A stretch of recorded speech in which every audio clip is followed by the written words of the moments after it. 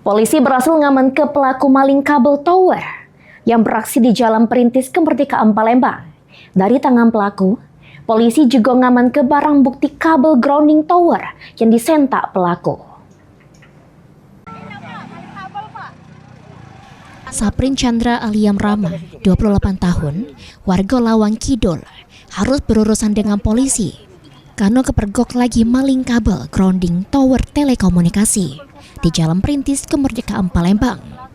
Polisi yang ke lokasi langsung ngaman ke pelaku ke Polsek Ilir Timur 2 supaya tidak jadi amukan warga. Dari tangan pelaku, polisi juga menyita kabel grounding tower yang disentaknya.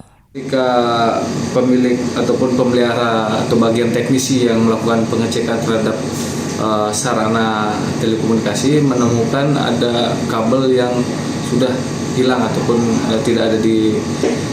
Sementara itu, pelapor meminta kasus tersebut diatensi karena sudah berhubungan dengan kepentingan masyarakat.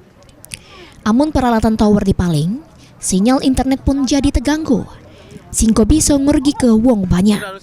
Mohon pada Bapak Kepolisian agar kasus ini benar-benar diatensikan, karena alat telekomunikasi ini sudah kepentingan masyarakat bersama. Akibat perbuatannya, pelaku dijeblos ke sel tahanan. Mulyadi, PAL TV.